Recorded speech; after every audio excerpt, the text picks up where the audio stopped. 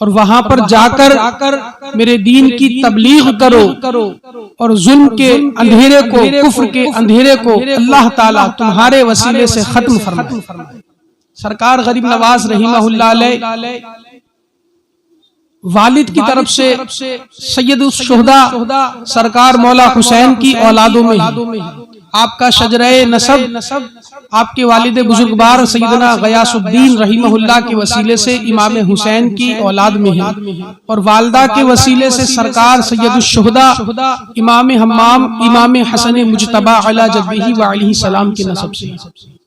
یعنی سرکار غریب نواز نجیب الطرفین سید ہیں، یعنی ان کے والد بھی سید اور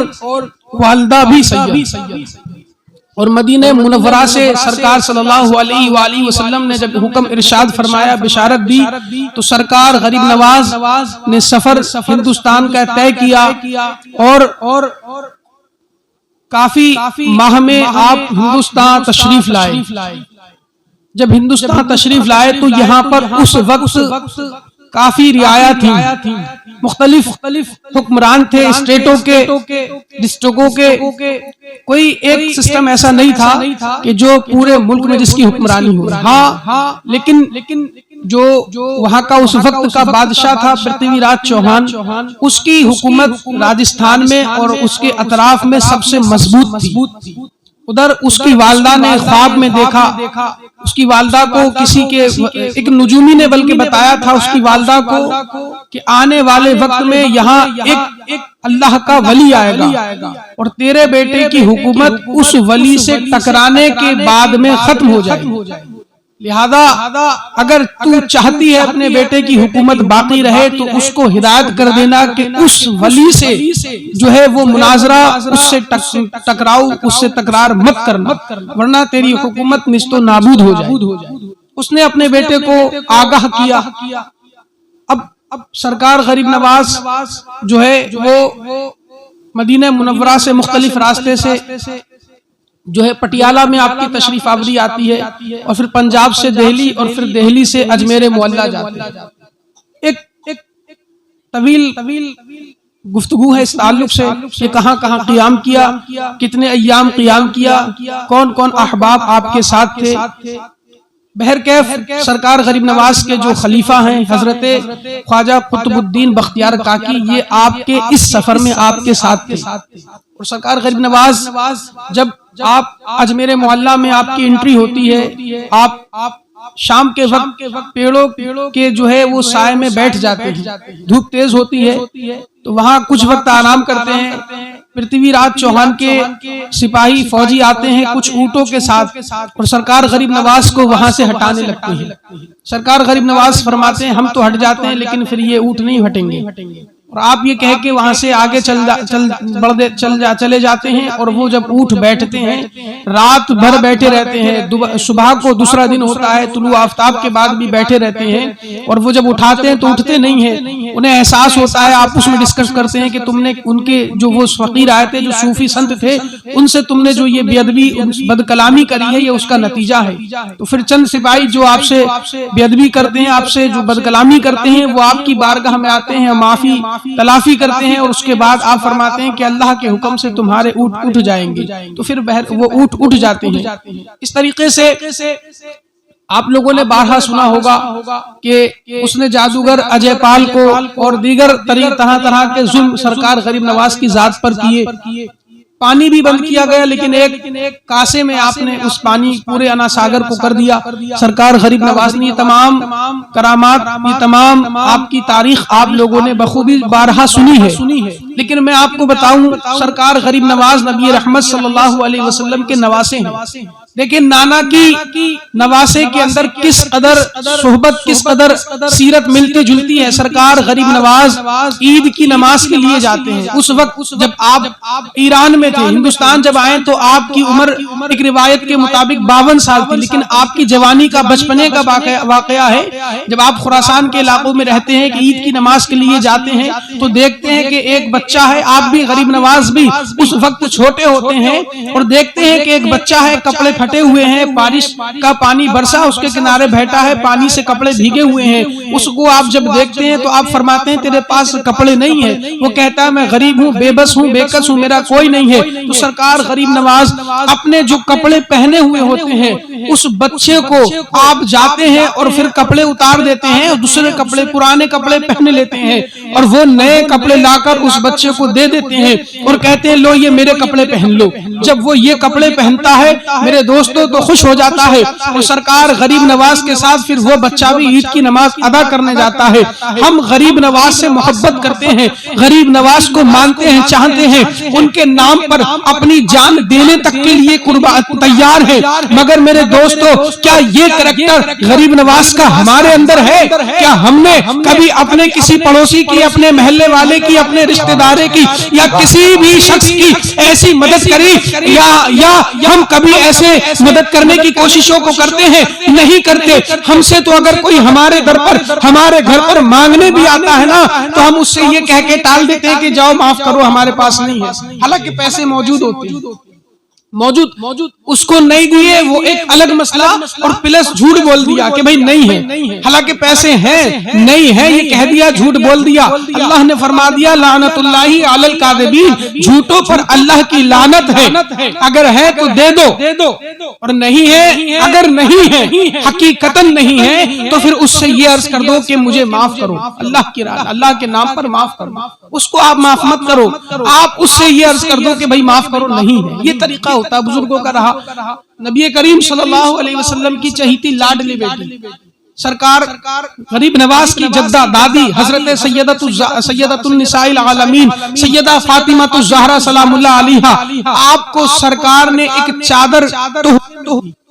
گفٹ میں، ایک تحفے میں چادر دی جو بیش قیمتی تھی، جنتی چادر تھی، سرکار نے آپ کو وہ خاص چادر عنایت فرمائی۔ سیدہ کائنات کے پاس وہ حضور کا تحفہ تھا، آپ اپنے گھر میں ہوتی ہیں، شادی کے بعد کا واقعہ ہے، دروازے پر ایک سائل آتا ہے اور وہ اللہ کے نام پر سوال کرتا ہے، سیدہ کائنات اب سوچنے لگتی ہیں کہ میرے پاس اس کو دینے کے لیے کچھ نہیں ہے، آپ یہ ذہن میں خیال کرتی ہیں اور پھر قرآن عظیم کی یہ آیت آپ کے ذہن میں آتی ہے کہ اللہ جل وعلا فرماتا ہے لن تنالوا البر حتى تنفقوا مما تحبون، کہ جب تک تم اللہ کی راہ میں وہ چیز، وہ شے جو زیادہ پسند ہے نہ دو گے اللہ کے محبوب نہیں ہوگے۔ لہذا سرکار کی عنایت فرمائی ہوئی وہ تحفہ، وہ چیز، وہ چادر، وہ جنتی چادر کا ٹکڑا جو آپ کو اس وقت سب سے زیادہ محبوب تھا، لیکن اللہ کی رضا کے لیے آپ اس چادر کے اس ٹکڑے کو اس سائل کو دے دیتی ہیں، اور سرکار صلی اللہ علیہ وآلہ وسلم کی بارگاہ میں کچھ وقت کے بعد سرکار پوچھتے ہیں بیٹی وہ جو چادر جنتی میں نے تمہیں دی تھی کیا اس کو تم نے پہنا نہیں؟ عرض کرتی ہے یا رسول اللہ علیہ السلام ایک مرتبہ سائل آتا ہے مجھ سے سوال کرتا ہے، میرے پاس دینے کے لیے کچھ نہیں ہوتا ہے، لہذا میں آپ کی اس چادر کو، اس سائل کو دے کر اس کی حاجت کو پورا کر دوں۔ نعرے تکبیر، نعرے رسالت، علماء اہل سنت، جشن غریب نواز، جشن غریب نواز۔ تو یہ کریکٹر ہمارے اندر کب آئے گا؟ یہ کریکٹر جو اصل ہمیں اللہ کے قریب کرتا ہے۔ حضرت سلطان باہو فرماتے ہیں کہ اللہ کے نزدیک، اللہ کے قریب ہونے کے بے شمار طریقے ہیں، لیکن مجھے سب سے بہتر یہ طریقہ لگا کہ میں نے مخلوق خدا کی خدمت کی، یعنی اللہ کے بندوں کی خدمت کری۔ یہ طریقہ سب سے آسان، سب سے بہتر لگا، اللہ کے بندوں کی خدمت کر کے اللہ کا قرب حاصل۔ آپ دیکھیں سرکار غریب نواز چھوٹے ہوتے ہیں، بچہ ہیں، چھوٹے ہیں، اور اس کے بعد آپ گھر پر کچھ کھانے کا اہتمام کرتے ہیں، چھوٹے ہیں، بچہ ہیں، کچھ کھانے کا اہتمام کرتے ہیں اور اپنے چند محلے کے آپ کے جو دوست تھے چھوٹے چھوٹے ان کی دعوت کرتے ہیں، ان کی دعوت کرتے ہیں، اور دعوت کرنے کے بعد گھر پر لاتے ہیں، دسترخوان بچھاتے ہیں اور تمام دوستوں کو، اپنے جو آپ کی ہم عمر بچے تھے چھوٹے چھوٹے محلے کے ان سب بچوں کو لاتے ہیں گھر پر اور اپنی والدہ سے کچھ کھانا بنواتے ہیں، ان کی دعوت کرتے ہیں، سجاتے ہیں، کھلاتے ہیں، اور اس کے بعد کیا عرض کرتے ہیں اپنی امی جان سے؟ عرض کرتے ہیں امی جان، نانا جان کی اس سنت میں کتنا لطف ہے، بھوکوں کو کھانا کھلانا اور پیاسوں کو پانی پلانا۔ میرے دوستو، آپ غریب نواز سے محبت کرتے ہیں، یقیناً کرتے ہیں، اگر محبت نہیں کرتے ہوتے تو رات کے اس وقت میں، اس ٹھنڈ میں اپنے گھر پہ آرام کرتے ہوتے، لیکن یہ غریب نواز کی محبت ہے جو تمہیں اس اجلاس میں کھینچ کر لائی۔ تو میرے دوستو، جب محبت کا تم بنتے ہو تو غریب نواز کے نقشے قدم پر کیوں نہیں چلتے؟ ارے بندہ محبوب کو جبھی بنتا ہے جب محبوب کے نقشے قدم پر چلتا۔ چھوٹی چھوٹی چیزیں دیکھیں، حقوق اللہ کے بعد حقوق العباد سب سے بڑی شان ہے۔ اللہ کے حق کے بعد بندوں کے حق سب سے بڑے۔ نبی کریم صلی اللہ علیہ وآلہ وسلم آپ مکۃ المکرمہ کے چھوٹے چھوٹے بچوں کو جب آپ جاتے تھے نا نکل کر تو سلام کرتے تھے۔ ہمارے ہاں تو یہ ہے کہ چھوٹے بڑوں کو سلام کریں گے،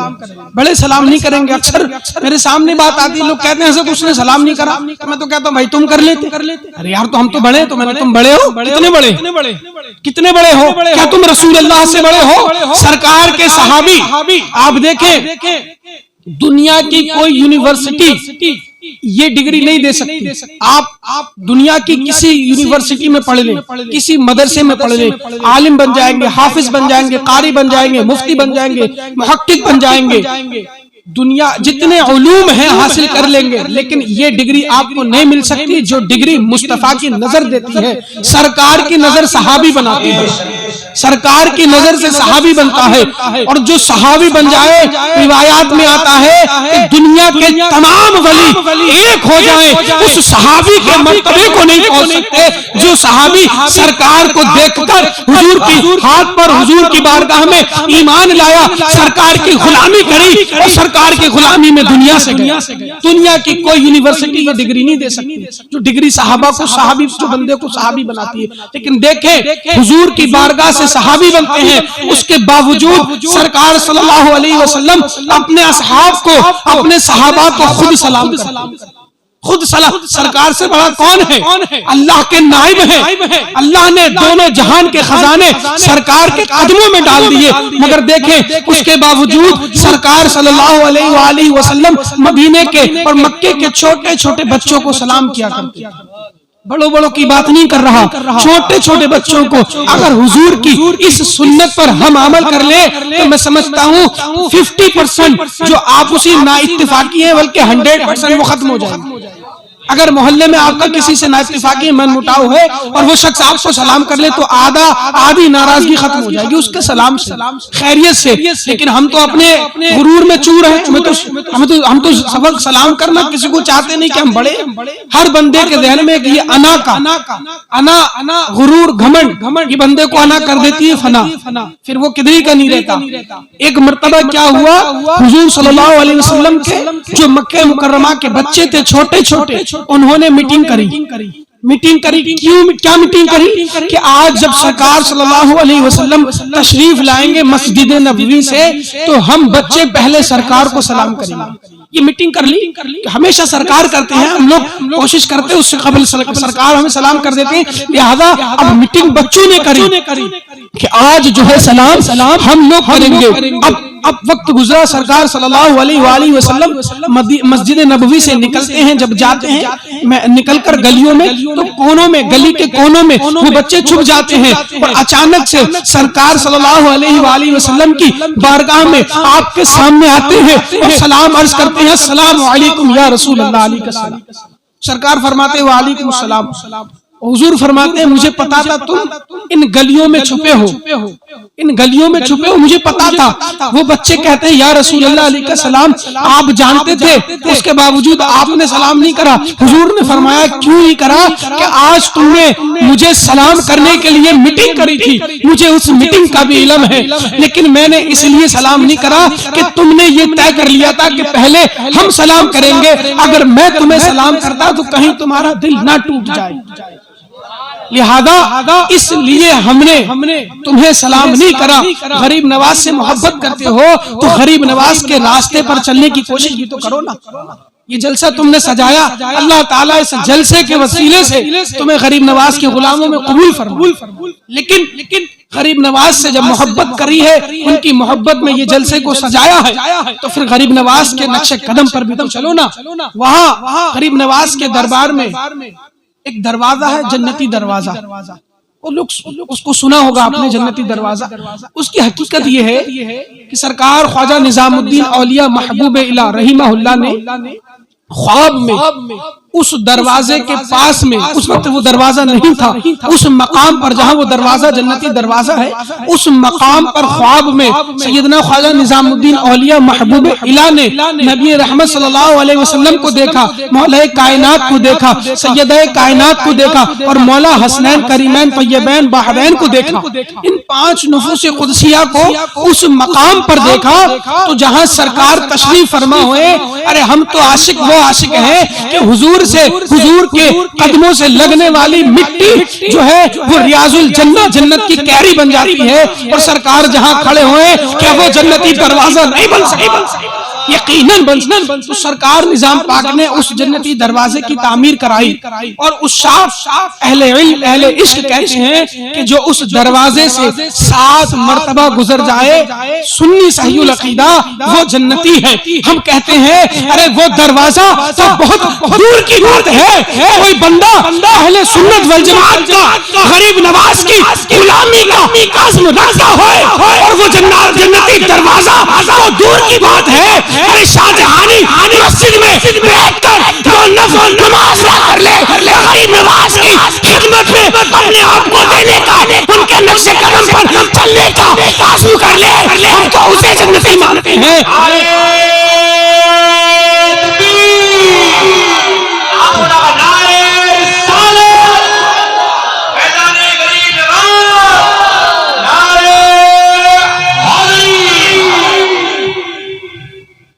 تو میرے دوستو، غریب نواز بہت بڑی شان کے مالک ہے۔ غریب نواز کو سرکار غوث اعظم کے وسیلے سے نبی رحمت صلی اللہ علیہ وسلم نے ہندوستان کی ولایت سے نوازا۔ یعنی صرف آپ ولی نہیں ہیں، بلکہ ہندوستان میں جتنے بھی ولی ہیں ان ولیوں کے سردار ہیں، ان ولیوں کے سردار ہیں غریب نواز۔ یہ غریب نواز کی شان ہے۔ اور آپ دیکھیں نبی رحمت صلی اللہ علیہ وسلم کا یہ خاصہ، یہ فیضان سرکار غریب نواز کو ملا۔ میرے امام نے لکھا، اعلیٰ حضرت فرماتے ہیں آپ نے ان درباروں کا ذکر کرا جہاں دعائیں ہمہ وقت قبول ہوتی، تو آپ نے فرمایا ہندوستان میں ایک در ایسا ہے جس کی دعا قبول نہ ہوتی ہو، یعنی جو دعائیں مانگ کر تھک گیا ہوئے اور دعائیں قبول نہ ہوتی ہوئے، تو وہ بندہ وہ شخص کہیں نہ جائے بلکہ اجمیر معلیٰ چلا جائے اور غریب نواز کی بارگاہ میں جا کر دعا کرے، اس کی دعا رد نہیں ہوئے گی، اس لیے وہاں سے ہمہ وقت دعائیں قبول۔ یہ غریب نواز کے دربار کا فیضان ہے۔ یہ بریلی کے قلندر نے کہا،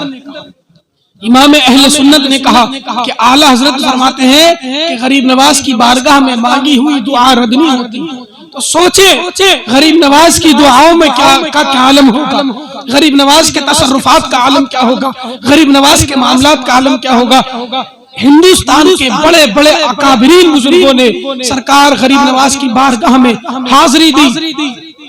اور اس کے بعد اپنے مقامات کو گئے۔ اور دیکھیں اہل عشق کے نظر ایک بات کرتا چلوں، حضرت شیربی شاہ اہل سنت علامہ حشمت علی خان پیلی بھیتی علیہ رحمہ، یہ اعلیٰ حضرت کے خلیفہ بھی ہیں اور اعلیٰ حضرت رحمہ اللہ کے روحانی فرزند بھی ہیں، یعنی اعلیٰ حضرت نے انہیں روحانی فرزند بنایا۔ یہ اجمیر شریف جاتے ہیں اور سرکار غریب نواز کی بارگاہ میں حاضری دیتے ہیں، چند ایام وہاں قیام فرماتے ہیں، اس کے بعد میں اجمیر سے آتے ہیں، راستے میں ٹرین میں ہوتے ہیں، چند وہابی مل جاتے ہیں، چند خبیث مل جاتے ہیں، وہابی مل جاتے ہیں ٹرین میں حضرت سرکار حشمت علی خان پیلی بھیتی کو،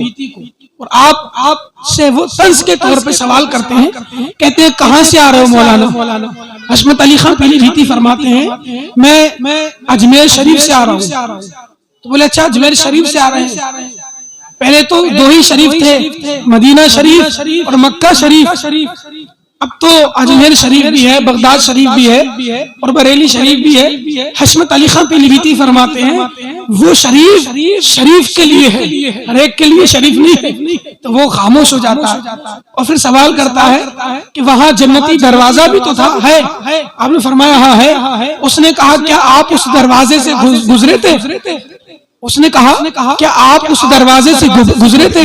حضرت حشمت علی خان پیلیبھیتی فرماتے ہیں کہ ہاں میں اس دروازے سے گزرا تھا۔